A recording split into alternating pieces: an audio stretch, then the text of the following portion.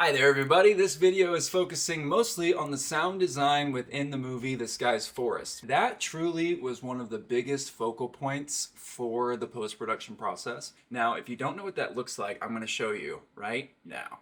What you're looking in front of you is an audio editor, and I used Adobe Audition for my movie to start off with, but then I also used Resolve Fairlight. Within this is the audio track basically for the movie. Now this is a early one. I really wanted to avoid opening up my most recent one in Audition just in case for some reason I have to go to it and I don't want to like update and mess with it, so I'm leaving that one alone. I only had like 2,400 audio clips, and what you're looking at right now, it doesn't look like that much, but I just want to put this in perspective. Over here on the side you have all these like SFX8 sound effects, that's sound effects 9, Foley, etc., right? Well, you only have 1, 2, 3, 4, 5, 6, 7 being seen. But over here on the right side, all right, you can see all these little teeny rectangles, and then there's a highlighted area. Well, if I move up, see, you start to see, and those are pretty empty there. But then you have dialogue pieces, etc.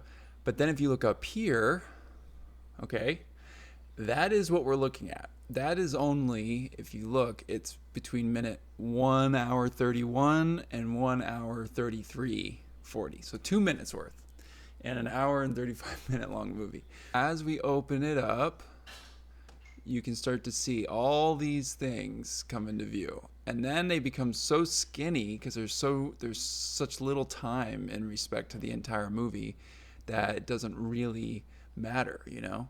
And then I'm going to try to open this up as far as I can go. There you are. That's all like my dialogue, and then I had some like Sasquatch sounds, but again, this was in March of last year. Eventually, you know, as you're going through, you start trying to master things at a basic level to get things in the relative dynamic range you want and with the relative volume that you want so that it more or less has a base master. That's how I approached it. So I would go in with each of these clips and like turn one up, turn one down, because a lot of the Foley I got was from like a audio library. So some of them are really loud, some of them are really quiet, and I had to adjust them. I'm very thankful for the people that have complimented the sound design and the music score and things like that, because all of it was built from components on a library that we spent time and that I spent time trying to put together and make sound like a coherent linear thing. So we're thankful that people enjoyed that component at all, and that, you know, it gives that sense of dread and mystery at times. And if you have watched the movie and you enjoyed it in any capacity, a rating or review is super helpful on IMDb or wherever you watched it. If you haven't seen the movie yet, know that this is a peek behind the curtain. We filmed this creature feature in COVID when no one was really making things, and we went out there and did it. It just took me so long to get there because it's so expensive. It's wild.